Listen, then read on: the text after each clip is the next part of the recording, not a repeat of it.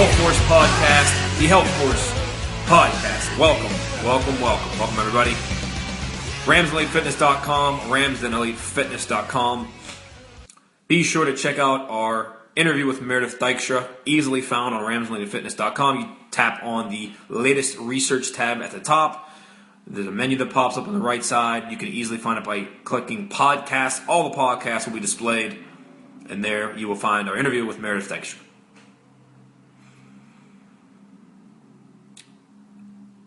Our interview series, as I've hopefully set up correctly, is not about debate. And I've been thinking about this now for a couple weeks and where I want to take this program, some things that I want to accomplish to further give the audience contrasts and viewpoints, to give them the truth, give them the facts, and what could I do? And so I made a Facebook status on my personal page, but I'd like to extend this to the audience. Would you be interested in a debate-style format where our interview series is nothing to do with debate? Okay, our interview series, again, is to bring on different individuals with different backgrounds all across the spectrum of health and fitness and allow them to just preach and talk about what makes, why they're in this industry, what they're passionate about, what they believe, and essentially it's an outlet for them. And the purpose is to give my audience different points of view so that you know what's out there. Some things you'll agree with, some things you won't agree with. Same thing goes for me. I bring people on our podcast for our interview series who I agree with. And then I also bring on people who I do not agree with. If you would have listened to the interview that I did with Meredith and then listened to some of our past episodes, some of our previous podcasts, you would have known I don't agree with probably 90-95% of the things that we discussed in that interview. But you would never know it from the format because that's not the time or place, in my opinion. That's not the purpose. So I got to thinking, and I have to admit, I'm scrolling through Facebook the other night, and trust me, this is not something that I like do in my free time where I just sit at home and just look at Facebook all day. Usually I'm on there for business, for our business website, our Facebook is Rams Elite Fitness. Be sure to like the page. I was scrolling through, and there was I am friends with some individuals who are very much into this Shakeology, okay? And we've already done a podcast covering Shakeology. I completely dismember the entire thing and essentially show you that it's nothing to really do with the supplements. That is the storefront. The quote-unquote storefront would be the supplements, and the back door, the behind-the-scenes business is this pyramid scheme. So I've covered that. If you want to listen to that, again, same thing. Rams Elite Fitness, click on podcasts, scroll down through until you find the Shakeology one. But there was a post, and essentially it showed something. It was a testimonial, and it showed somebody lose a nice chunk of weight, and then they were to credit Shakeology for that weight loss. And to me, that is dishonest and shameful on so many levels. Not only by this coach, and again, I don't really know the intricacies of Shakeology, okay? I know people have coaches, someone calls somebody a coach, and then they bring them in to sell stuff too. It's a very... Regardless, so there's an individual lost weight, their picture was posted, a before and after, and then their quote-unquote coach, someone that brought them into Shakeology, credited Shakeology. I don't know what kind of slap them in the face if there is something greater than that. But you're gonna give credit to your client, or I guess your student's success to a product. You're not going to credit them.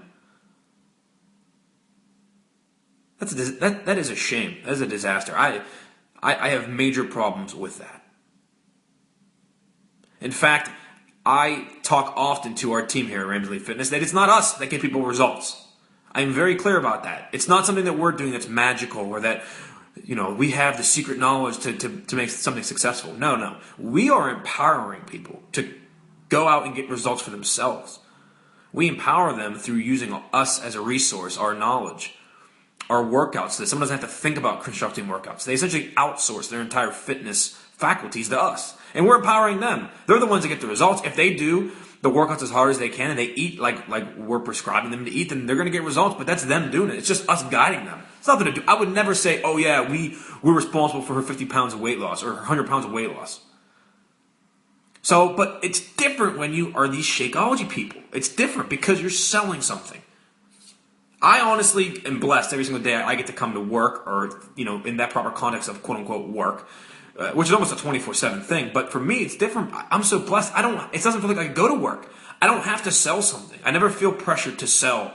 Oh, close this deal, close that. What we do sells itself. It's more about helping individuals and finding what's correct for them. What's the right proper program? What's the protocol? It's artwork to us. It's artwork. But that is not the main goal of those individuals in the phony as can be media in the fitness industry. And that's going to be our topic today, is the quote-unquote mainstream fitness media. Okay, the mainstream media obviously gets a nice buzz, most commonly used with news, and individuals are noticing now more than ever that certain outlets are not to be trusted, specifically cable news, which has forever been the stalwart of news. Individuals are now searching for third parties, podcasts, YouTube, talk radio, Google. People are looking up things for themselves now and trying to learn things. And don't get me wrong, it comes with another set of issues, such as whatever you're Googling, whoever's writing an article, whoever's purporting something on a blog, maybe they're the same sort of person. They're ignorant of things too. So, don't get me wrong, it opens a different nutshell, but I think the same thing applies to the fitness industry, although it's a lot less well-known right now, okay? And you have your big-time media, you have Dr. Oz, you have Yahoo Health, a lot of individuals and outlets in which I've been critical of because they are not, I would argue, in my opinion, they're not necessarily out for helping people achieve results. There's a different motivation. That might be there somewhere, maybe on the list. Maybe it's number 3 for their list. But number 1 most often comes down to profit and revenue. It just is. And so we've discussed what happens. These lavish headlines that you'll read on news stories to get you to click. It's all about the clicks for the websites. The higher traffic they get, they take those clicks, they go to advertisers and say, hey, look, we're getting 50,000 clicks a month. Holy cow, your product can be in front of that. Pay us money. Yay. That's what you're getting from the internet websites. And then you have individuals like Dr. Oz, who's this TV show. Last thing that I found, he makes $4 million a year doing this TV show. And what he does is he brings on different, it's almost like our interview series to a degree. He brings on other individuals who have different backgrounds, different experiences, but then he makes them famous, essentially, because of Dr. Oz himself. Because he has this platform to do good, and instead, he brings on these fanatics. They preach their, peanut's bad for you. And then that person now is the peanut person. Oh, hey, did you know artificial sweeteners cause cancer? There. Now there's our artificial sweetener person. He's giving credence to these individuals. So I'd like to start, actually, with Dr. Oz.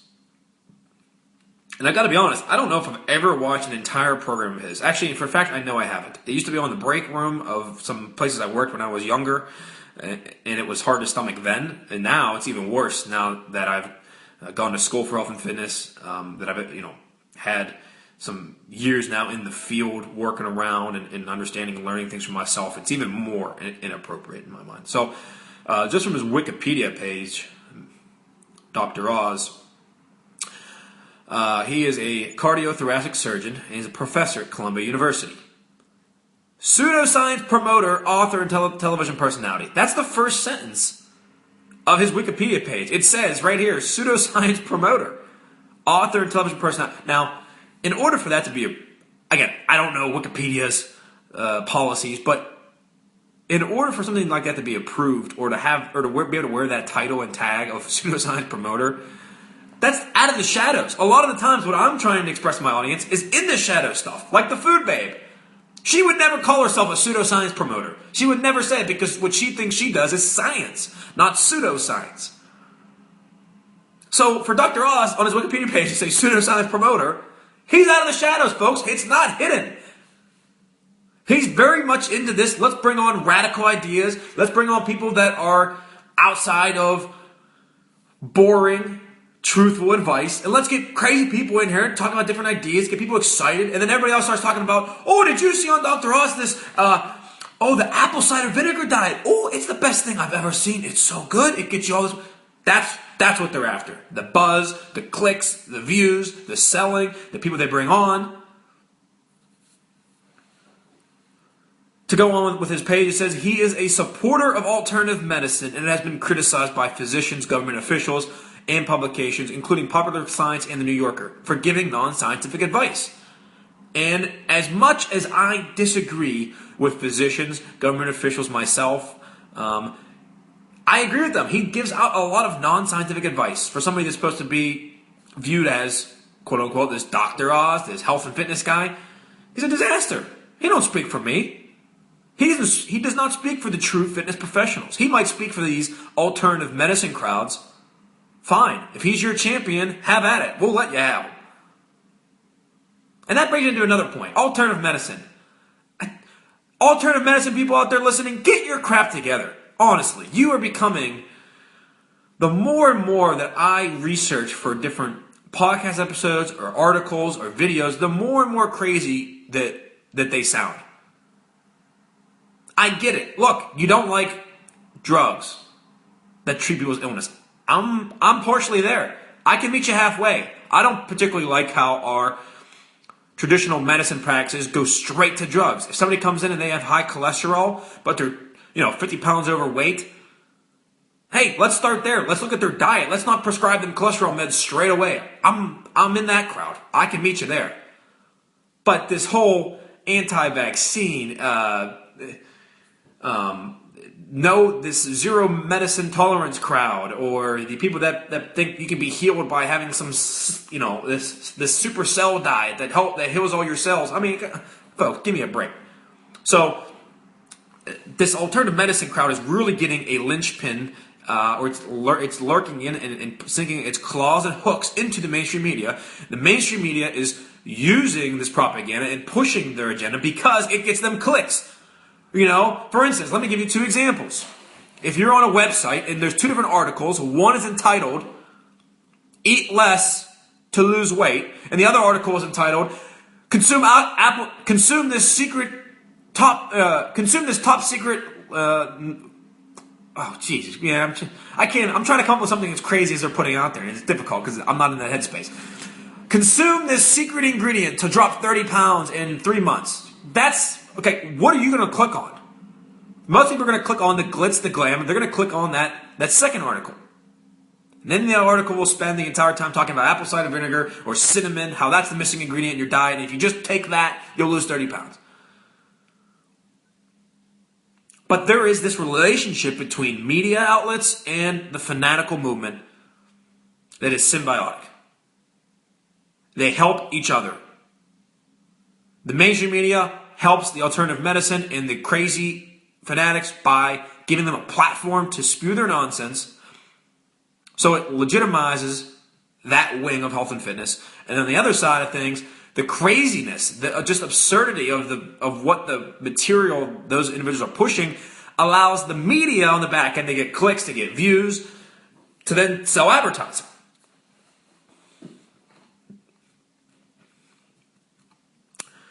I'm going to read down here. He has it's just still on Wikipedia. Controversy. There's a section titled "Controversy," and it says Oz has faced criticism due to his tendency to feature pseudoscience and other controversial subjects. Just a couple for examples. In September 2011, Oz drew criticism for a show focusing on the alleged dangers of arsenic in apple juice. This is hard to read through. Real Age Drug Marketing. Oz is a spokesman and advisor for the website realage.com, which the New York Times has criticized for its pharmaceutical marketing practices. Reparative therapy of homosexuals. On October 28, 2012, an episode of the Dr. Oz Show was devoted to reparative therapy. Advocates of this practice view homosexuality as an illness or mental health problem that can be cured. What did it say here? It does not appear that it can be cured. So there you go. June 2014, he was sitting before a Senate hearing on consumer protection. And Senator Claire McCaskill dug into him and says that she is concerned, quote, that you are melding medical advice, news, and entertainment in a way that harms consumers. Mary Angle of the FTC criticized Oz for calling green tea coffee extract magic and a miracle, stating that it's difficult for consumers to listen to their inner voices when products are praised by hosts they trust. And I mean, that's, these senators think that they're so smart too. They think that, we're going to bring Dr. Oz on here and we're going to embarrass him. Folks, every single individual who puts a rational thinking mode and look at Dr. Oz knows he's full of BS. You can easily see the correlation between why he's using words like magic and miracle about green coffee extract and what he does for a living, why he makes money, what he does for the network, how they get advertising, how they bring on guests. He's also been criticized for his lack of scientific validity. And that's all I really care about from that. So there he is. That's what he does. I'm going to read you just some headlines now from Google. And now, here's how this ties in. All I searched was Dr. Oz. That's what I searched for on Google. And then I typed the little tab at the top that says news. So now what we have is a listing of websites that are going to try to piggyback off of Dr. Oz. Why? Well, Dr. Oz gets clicks. He's popular. He says crazy things. So people often will search him. So when people type in Dr. Oz, if other websites can write articles or do videos about Dr. Oz, that means they'll pop up, that they'll get clicks, and the cycle continues about the clicks and the advertising. Let me just read you the headlines of these articles that came up under the news category. And you tell me whether these are done for sensationalism. Are they in order to drive clicks? Do they pique your curiosity? Or are they boring, having to do with facts, and just wanting to lay out an argument of some sort? Ready? Here we go. The Dr. Oz show roars into November with your all-access food pass and biggest food investigations ever. Yahoo Finance. Dr. Oz is being threatened because of Let me start over. Dr. Oz is being threatened because of presenting this fat-burning drink. It will help you burn fat even when you are sleeping. HealthTipsPortal.com. Dr. Oz and blow dryers. Community.qvc.com. Dr. Oz, best anti-wrinkle products. The best anti-aging skincare product. The Jewish Chronicle. Dr. Oz investigates why it's so hard to find jeans that fit. People Magazine. Dr. Oz, it's the same one. Dr. Oz looks at medical marijuana as a potential cure for the opioid addiction. HealthImpactNews.com. Dr. Oz show visits North Folk potato chips and meth. Whatever.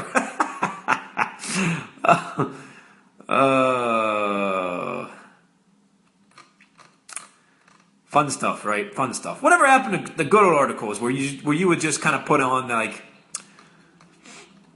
does this work? Or how's this for, it's all about sensationalism. And to a certain extent, I can appreciate it because as a business owner, look, I'm trying to get clicks as well to our website. So part of me almost has to have some aspect of this in my own writing. I have to be able to have a headline. People read headlines now, and within 2 or 3 seconds, they're moving on if they're not clicking. They're not going to sit there and, that sounds okay, let me click it. No, it needs to generate curiosity. So on one side of this, look, I get it on one side. But on the other side, come on. We all know why this is really happening, and I want to expose it to the audience. And someone might say, well, to what end? Okay, well, the end is, I don't want you to be influenced by media. I don't want you to be influenced by necessarily even me to the point where you just take my word as truth all the time. I want to create an audience of curious individuals that are able to research facts. And that's the important part, facts. And then determine their own opinion, and then be able to defend it. I think that is the next level thinking. If you're able to defend an opinion, if you are able to articulate a certain argument and defend it in the face of criticism, then I think you are on the right path in your thinking, and you're just not falling into the sensationalism. You're not just reading something and just saying, "Oh my, apple cider vinegar, we have to go buy 3 gallons right now. That's the step in the right direction. And I think, too many people, unfortunately, especially with the advent of Facebook, can find an article that somebody else posts or retweets or whatever. You click it, you read it, and now you believe that is truth without doing anything else besides that. And I think that's the issue. I'm just going to do a little bit here about some Dr. Oz stuff because he is essentially the mainstream fitness media figurehead. Whether we all like it or not, he is the celebrity, I guess you could say, about health and fitness. When people have a question about health, I think your average person thinks of Dr. Oz. They don't think of someone like Alan Aragon, Lane Norton. No one probably even knows who they are. And we'll get there at the end of our program. I'll give you some resources. I'll give you some trustworthy individuals. But I wanted to read one of these articles that we talked about. The Dr. Oz Show roars into November with your all-access food pass and biggest food investigations ever on Yahoo Finance. The 8-time Emmy Award-winning Dr. Oz Show. Okay, look. Right out of the gate, the first sentence is propping them up about all their awards they win. I mean, this is just... Kicks off in November with your all-access food pass to the must-see investigations, hacks, and fads in the food you're eating. Now, what's funny about this is that almost everything Dr. Oz promotes and the people that he brings on are fads. If you look at Dr. Oz, with as loyal following as he probably has, as much money as they create, how much revenue and ads and everything else that they're able to generate, I still believe, and this is almost a hope rather than a fact of knowledge, that I believe the majority of people look at Dr. Oz and think he is full of crap. I do. I think the individuals he brings on, the people that want to talk bad about peanuts, that talk bad about gluten all the time, that talk bad about grains and carbohydrates and sugar and artificial sweeteners and all that, people that constantly rag on that, I think most individuals look at that as skeptical. And that's why they're alternative medicine, and that's why they're not mainstream medicine, whether they like it or not. And I think that's something that if you're ever in a debate with one of them, that'll give them a nice rib shot, is when you tell them, look, I know you think you are smart, I know you think you're popular. Conventional wisdom says you are not. You are not widely accepted. And the reason is because you sound like an idiot. So it's funny that he uses terminology that we use, the factual, the intellectual, the articulate side of this fitness industry use. Fads? How dare he use fads as if he's exposing fads when that's all he does nonstop? But he knows that that's a buzzword that is used against them, so he's going to use it. All this month, Dr. Oz goes behind doors to take on the biggest food investigations with reputable labels and chains, plus the food hacks to make your life easy and help you get through this November with Daphne. Okay, who cares? In our Dr. Oz food investigations, we go behind the scenes of your favorite brands and supermarkets, unveiling what's really in frozen foods, delivery meal kits, and what you need to know about the new plant-based burgers and meat substitute products. Dr. Oz explores what's in the pumpkin you're eating. Dr. Oz sits down with Bobby Brown for an emotional one-on-one about Nick Gordon's relationship with his late daughter, Bobby Christina. Folks, what does this have to do with anything? Child stars Todd Bridges, Jamie Foxworthy, and Dustin Diamond join to share about their stories.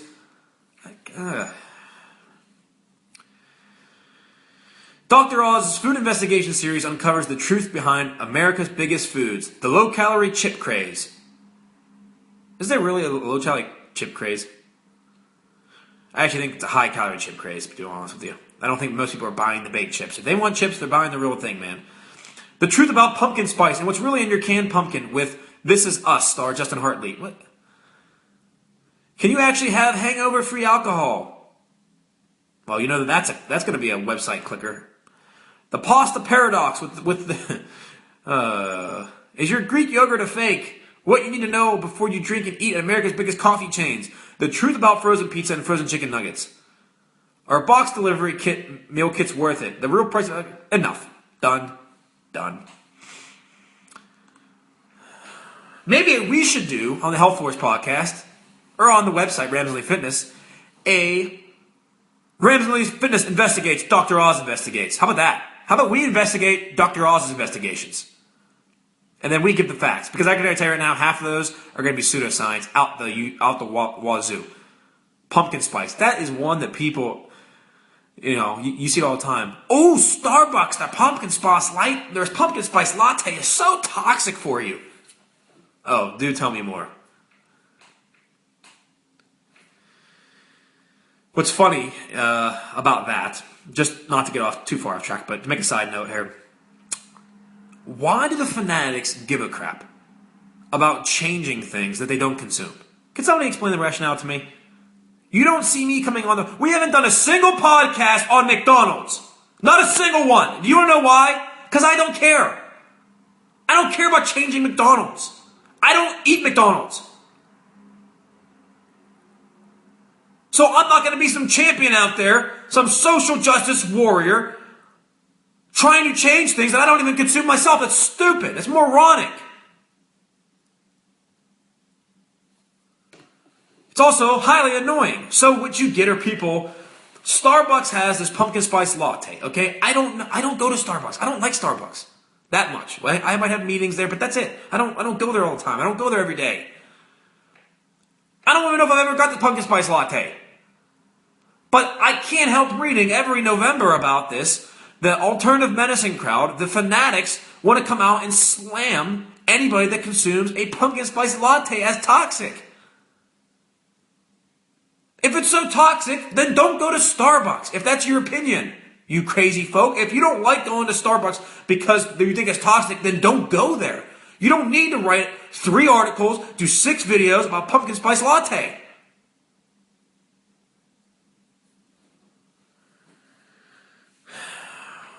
It'd be different, folks. It really would. I'm trying not to get too worked up, but apparently I've already lost the lid, as you can tell.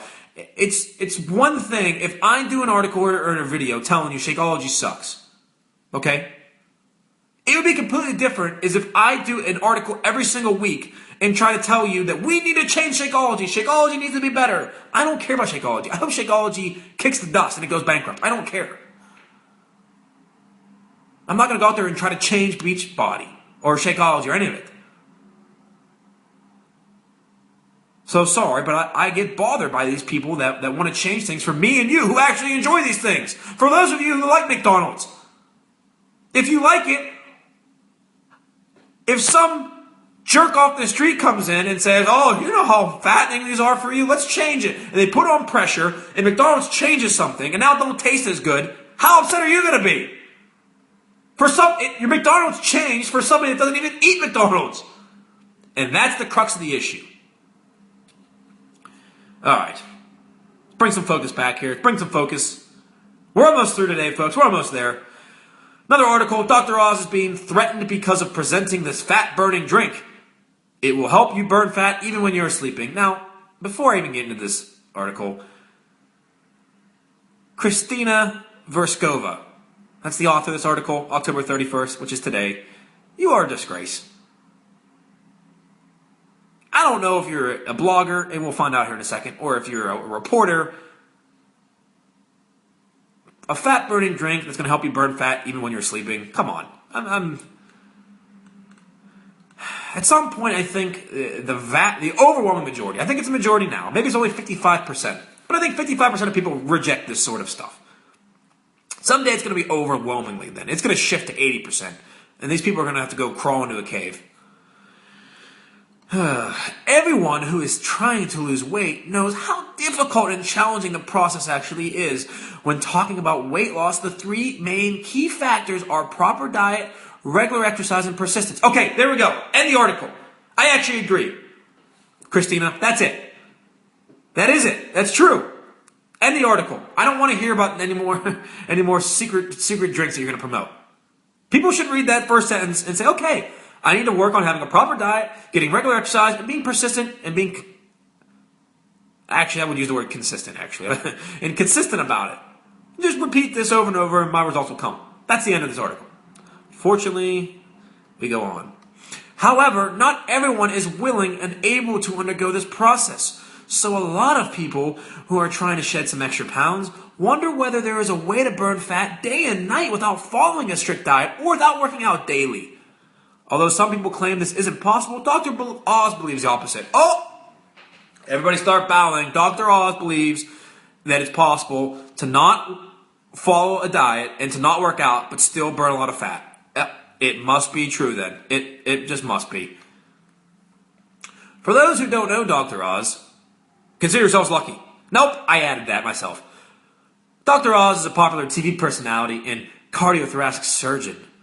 He explained that this recipe for weight loss is so effective that he actually received threats due to the loss of profit that companies may experience. Oh, isn't he dreamy? Oh, nope, I added that last part too. Therefore, if you want to lose weight in a short period of time, you just need to prepare the following beverage. A cup of grapefruit juice, a teaspoon of honey, and 2 tablespoons of apple cider vinegar. Oh my, that's it? Why am I... Oh, sorry folks in my audience, I'm being so silly, and I shouldn't be on here talking about exercise or nutrition. I should really just talk about the grapefruit, honey, apple cider vinegar drink. What am I thinking? If we could all lose weight and lose fat this way and not have to eat things like broccoli and grilled chicken and not have to work out, what are we all doing? You nit, you twit. You ready for the directions? Mix all the ingredients and drink the mixture half an hour before every meal. The end of the article. Oh my God. What an inspiration. I'm actually surprised that this author doesn't link to a specific product that somebody makes that's already those ingredients mixed together in like a pre-made drink and that they would get commission off of that. But I will tell you what they do have is ads out the wazoo on this website. I'm going to count these here. 1, 2, 3, 4, 5, 6, 7, 8, 9, 10, 11, 12, 13, 14, 15, 16, 17, 18, 19, 20, 21, 22, 23, 24, 25, 26, 27 ads that I've noticed off the top of my head on this webpage. Just this one web article. And the article is about 2 paragraphs long. Jesus. I mean, talk about minimal work, maximum payoff. It's annoying. All right, some good news, folks. Please, I'm gonna have a coronary here if I go any longer into this damn media. I want to share something with you, something of value. Bookmark this on your podcast. Pull out right now. Hit pause. Pull out paper and pen, or pull out something like Evernote or your notes on your phone. Pull something so you can write this down. I'm going to give you actual resources to use for yourself to keep yourself updated on the latest information, health and fitness wise, from trusted and reputable individuals, not Dr. Oz. All right, are you ready? This is from IraqiNutrition.com. Okay, I'm actually a huge fan of Yuma Iraqi. Okay, go to his Facebook page. It's Juma. Iraqi is Iraki. Like his material, he puts out a lot of research-based articles and links to actual scientific studies. And he has created for us all a very nice page titled Resources to Keep Yourself Updated. I'm going to go ahead and read. I'm going to reread this from his blog. I often get asked what resources I use to keep myself updated on the latest research and information related to exercise and nutrition. Here's a list that might be useful. Number 1, read textbooks. I think textbooks are underrated. To me, they are a great way to learn the basics. Usually, it is the first resource I use to get background information on a new topic that I want to learn more about before diving into the research. My favorite books on various topics related to exercise and nutrition are as follows. Now, it's broken down by category. So, if you're writing these down, feel free to separate these by category. Okay, for the category of anatomy and physiology, the recommended text materials are Principles of Human Anatomy, Kinetic Anatomy, Strength Training Anatomy, Skeletal muscle structure, function, and plasticity, Exercise Physiology, and Molecular Exercise Physiology. Category Biochemistry. The resources: Biochemistry, biochemistry for sport and exercise metabolism, and the biochemical basis of sports performance. For strength training, the essentials of strength training in conditioning, science and practice of strength training, periodization, science and development of muscle hypertrophy, category nutrition and metabolism, advanced nutrition and human metabolism, clinical sports nutrition, practical sports nutrition, and metabolic regulation. Research is the category. The textbooks are research methods in physical activity, key concepts in sport and exercise research methods, the pocket guide to critical appraisal, and medical statistics made easy. There are, he lists here other books. The list is much longer, but to list my favorites, I would have to go with the following. Eric Helms, Training and Nutrition, Pyramid Books. Again, Eric Helms is a great resource on Facebook, just like his page. The Protein Book, The Ultimate Diet 2.0, A Guide to Flexible Dieting, Max Muscle Plan, Building Muscle and Performance, The Lean Muscle Diet, The Fat Loss Prescription, and Scientific Principles of Strength Training. Now, if you would notice the difference between the titles of these books and the titles of the articles that I read previously, look at the difference in terms of the over-the-top sensationalism. You don't find that here. Training and Nutritional Pyramid books, The Protein Book, The Ultimate Diet 2.0, The Guide to Flexible Dieting, Lean Muscle Diet, Scientific Principles of Strength Training. I mean, those are very bland titles by all respects, but they're very effective. They're communicating what the purpose and intent of the resource is. There's no mystery crap.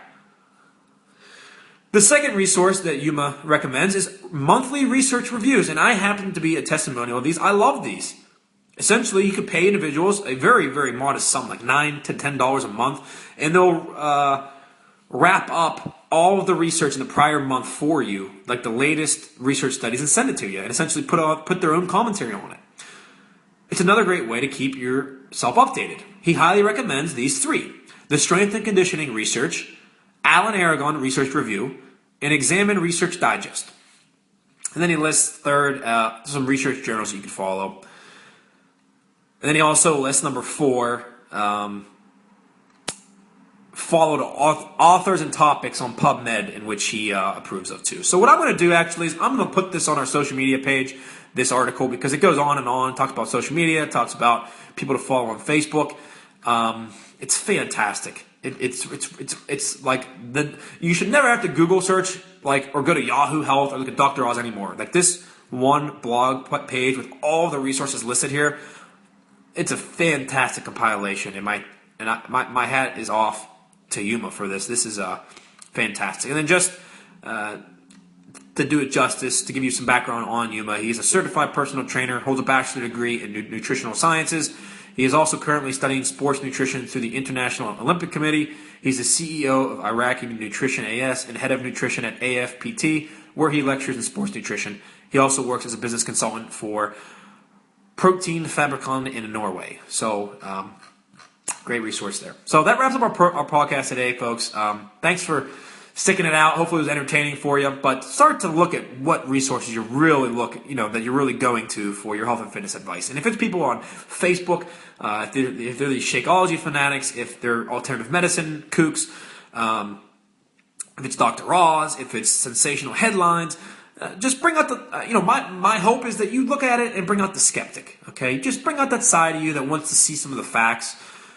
You should almost want to ask yourself, I want this article, I want this topic to be broken down like Fran would break it down, like the HealthForce podcast breaks down, where it takes issues, it goes through different research, it cites outside materials that are backed in science. I want to see some of the evidence, and if that is able to be, if I can even influence just a couple of you out there to just consider that, it's a job well done, and it's a success. So thanks for watching, everybody. Please go to our Facebook page, Ramsden Elite Fitness, or our YouTube page, Ramsden Elite Fitness. That's our channel there. Subscribe. We have a great new series, Mental Nutrition, where we come out with a new video every week to help your mental aspect to health and fitness. And again, we hope you listen to us every Monday. I love doing these podcasts. It's fantastic, and the knowledge and the evidence in which we're digging, and the content we're putting out is, in my mind, very, very important to the education of individuals. Thank you for the support. I'll see you next week.